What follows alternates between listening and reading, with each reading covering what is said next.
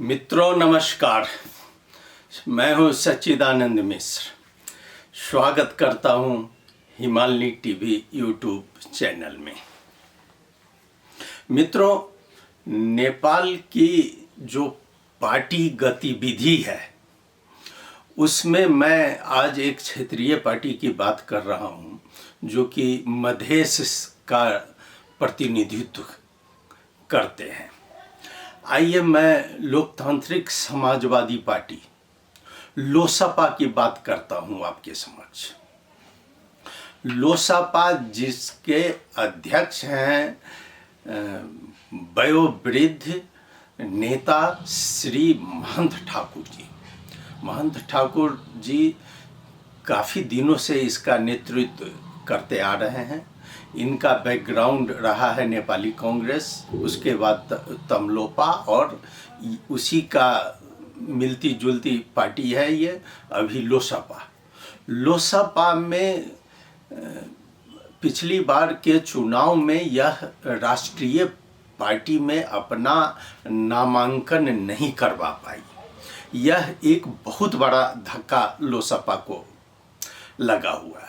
अब इसका बहुत सारा कारण है, जिसमें एक कारण यह भी था कि इस पार्टी में करीब करीब 5-6 पार्टी मिलकर यह बनी हुई थी और 6 नेता जो इसमें थे सभी नेता अपना अपना पार्टी ही चला रहे थे, जिसके फलस्वरूप यह राष्ट्रीय पार्टी का दर्जा इनको नहीं मिल पाया। लेकिन इस पर अभी भी वही आरोप है कि यह तराई की पार्टी है, मधेश की पार्टी है। ये मधेसी पार्टी के रूप में यह जाना जाता है। मैं आज आपको बात कर रहा हूं कि कुछ दिन पहले श्री ठाकुर जी ने लोसपा की नया कार्यकारिणी समिति का गठन किया। उस गठन को लेकर बहुत विवाद चल रहा है। अब बहुत आरोप प्रत्यारोप लगाए जा रहे हैं। जैसे ही गठन हुआ यह 3 से 11 लोगों को रखा गया है इस समिति में। मैं आपको बता दूं कि इनके श्री ठाकुर के सबसे करीबी व्यक्ति सबसे करीबी मतलब पार्टीगत रूप से करीबी व्यक्ति माने जाने वाले डॉक्टर सुरेंद्र कुमार झा, जो पार्टी की बहुत गतिविधि को संचालित करते हैं, उन्हीं का आ गया प्रतिक्रिया और उन्होंने अपनी असंतुष्टि जाहिर कर दी। मैं नया पत्रिका में उनका जो छपा हुआ है मैं उसका पंक्ति आपको बता रहा हूं कि मैं स्वयं में आश्चर्यचकित हूं। संशोधित विधान अनुसार पार्टी अध्यक्ष ऐसा निर्णय क्यों किए हैं। फिर वो कहते हैं कि यह तो तदर्थ समिति ही है, इसमें स्वाभाविक माने हिसाब से बिल्कुल ही अस्वाभाविक दृष्टिकोण से पदाधिकारियों की संख्या बढ़ाई गई है, जो कि बाद में चलकर इसको सुलझाया जा सकता है। ये हमारे सुरेंद्र झा जी का आरोप है इन पर। लेकिन उन पर जो आरोप लग रहा है उस आरोप में सबसे ज़्यादा लगाया गया है कि महंत ठाकुर जी ने 3 से 11 में तो बहुत लोगों को रखे हैं, लेकिन उन पर एक आरोप बराबर लगता आ रहा है परिवारवाद, कि परिवारवाद हावी है और परिवार के लोगों को उन्होंने जगह दिया है। तो इसमें इस बार क्या हुआ है कि परिवार के लोगों में मुझे जो लगता है कि उन्होंने अपना लिस्ट मांगा होगा, तो परिवार के लोग में जैसे अभी वर्तमान मंत्री है तो शरद सिंह भंडारी भी पहले एक पार्टी का ही रिप्रेजेंटेट करते थे, तो उनके पार्टीगत रूप से भी उनके भी पारिवारिक सदस्य इसमें आए हैं, उनकी भी पुत्री का नाम देख रहे हैं और महंत ठाकुर जी की भी पुत्री का नाम इसमें कार्यकारी समिति में है। और साथ ही महंत ठाकुर जी पर एक सबसे ज़्यादा हावी जो व्यक्तित्व है वह है इनके समधी और समधिनी। इनको लेकर बराबर ये चर्चा में रहे हैं और ये दोनों भी बिना पद के नहीं रह सकते हैं, इसलिए महंत ठाकुर जी पर सबसे ज़्यादा आरोप उन्हीं का लग रहा है कि ये परिवारवाद है। दूसरी बात, उन्होंने क्या किया है कि पार्टी में 63 लोगों को पदीय दायित्व दिया है, जिसमें महासचिव ही 16 हैं। सुरेंद्र झा जी को भी महासचिव का दर्जा दिया गया है, लेकिन वो संतुष्ट नहीं है। अब बताया जा रहा है कि पदाधिकारी की संख्या जो 63 है, उसमें आते हैं राजेंद्र महतो, शरद सिंह भंडारी, अनिल कुमार झा जो कि पुराने नेता हैं, एक सर्वेंद्र नाथ शुक्ला जी हैं, वरिष्ठ सह अध्यक्ष तोका गया है, और 6 लोगों को वरिष्ठ उपाध्यक्ष दिया गया है।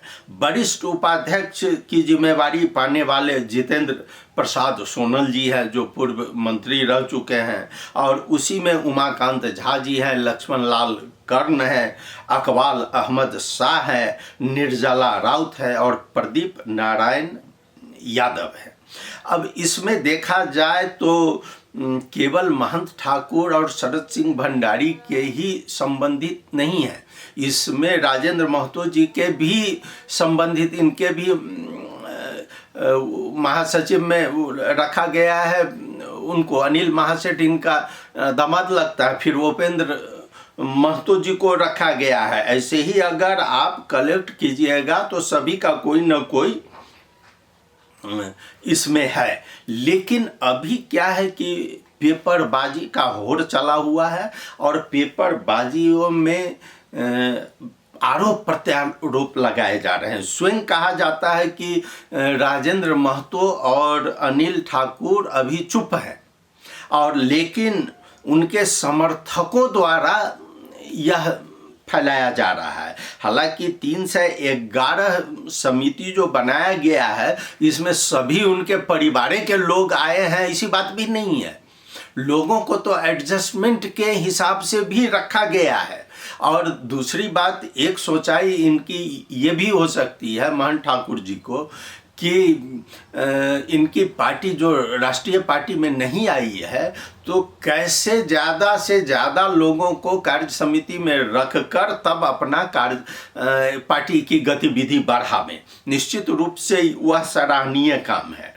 लेकिन 311, अब इसमें कहा जाता है कि अध्यक्ष ठाकुर आज कल ही एक ऑनलाइन मीडिया के मार्फत से आया है, और जिसमें देखा जा रहा है, मैं उसी की बात कर रहा हूँ, ये शिलापत्र की बात है, उसमें दिया गया है कि अध्यक्ष ठाकुर नेता शरद सिंह भंडारी ले 311 जना को केंद्रीय समिति में अपनो परिवार लाई नेता मात्र बनाए का छैनन, अर्को समूह का रहे का नेता राजेंद्र महतो और अनिल झा निकट जिम्मेवारी नहीं दिए का छैनन। ये देखिए, ये बिल्कुल ही आरोप है उस पर, उन पर, महंत ठाकुर जी पर, और ये तो सुनना पड़ेगा। इतने दिग्गज नेता है जो ये शुरू से सुनते आ रहे हैं और सुनेंगे। लेकिन अभी एक आरोप क्या लग रहा है कि महंत ठाकुर जी और शरद सिंह भंडारी ये दोनों पुराने कांग्रेसी हैं।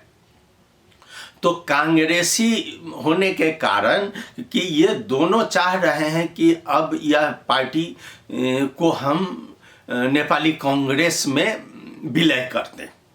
ये सबसे बड़ा अब यह प्रचार है या वास्तविकता है? इन लोगों का मानना है कि कुछ दिन पहले पार्टी में भी यह चर्चा हुई थी, लेकिन यह क्या है इसके लिए कुछ दिन आपको वेट करना पड़ेगा। हालांकि इस पार्टी में मैं एक जो नए युवा नेता को जगह दिया गया है, जैसे मनीष कुमार जो छात्र नेता थे, छात्र नेता से उनको लोसपा के सचिव में लाया गया है।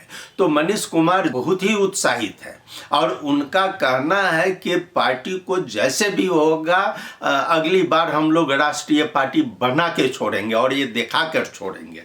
खैर, ये तो बाद की बात है, ये तो हम लोग देखेंगे। लेकिन अभी जो इसमें बताया जा रहा है कि 311 में राजेंद्र महतो जी का 50 आदमी है, अब बाद बाकी सभी ठाकुर जी का है।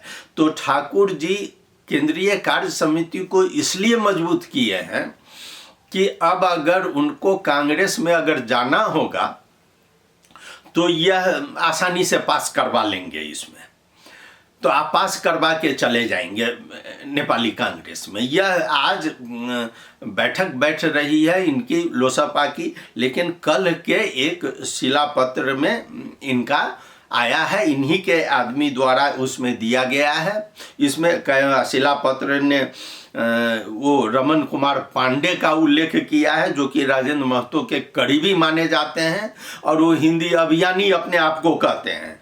लेकिन ये राजेंद्र महतो जी का कथन है, और राजेंद्र महतो जी ने क्या किया है कि अपने जो उनके दामाद के रिश्ते में लगते होंगे वो अनिल महासेठ, उनसे इस्तीफा भी दिला दिए हैं।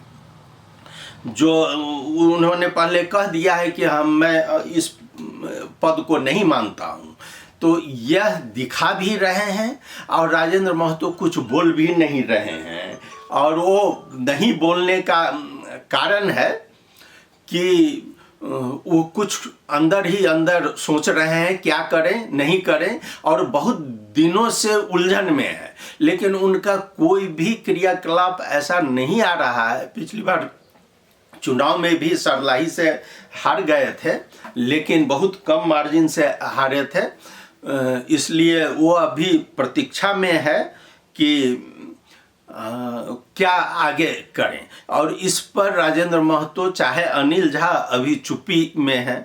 तो मैं आपको बता दूं, ये है वस्तु स्थिति। लेकिन मधेसी पार्टी में एक ताकतवर पार्टी थी इनकी, महंत ठाकुर की पार्टी, और उस पार्टी का वो पार्टी पहले ही छत बिछत हो गया है।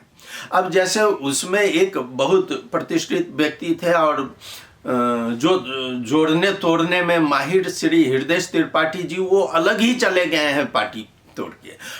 तमलोपा को इन्होंने बंद कर दिया है, तो तमलोपा को बंद कर दिया है तो अभी तमलोपा को फिर से पुनर्जीवित करके जनकपुर में वह अपना काम कर रही है वह पार्टी। अब जैसे डॉक्टर विजय सिंह उसका नेतृत्व कर रहे हैं, श्री ब्रिखेश लाल उसको किसी तरह जीवित रखे हुए हैं और वो काम कर रहे हैं। लेकिन इनकी पार्टी अभी तक इसमें प्राण नहीं आ रहा है, और बहुत दिन बाद इन्होंने कार्य समिति गठन की है, लेकिन उसी कार्य समिति पर ये लोग प्रहार कर रहे हैं।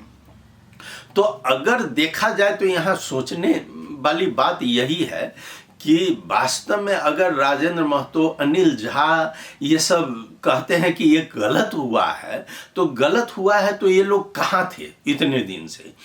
इन लोगों ने क्या क्या सही काम किया है जिसके आधार पर इनका मूल्यांकन किया जाए, जो ये सही है और ये पार्टी को आगे बढ़ा सकते हैं। ये लोग अगर कोई एजेंडा लेकर सामने आवे, जनता को प्रभावित करे, तब लोग इनके पक्ष में भी जाएगा।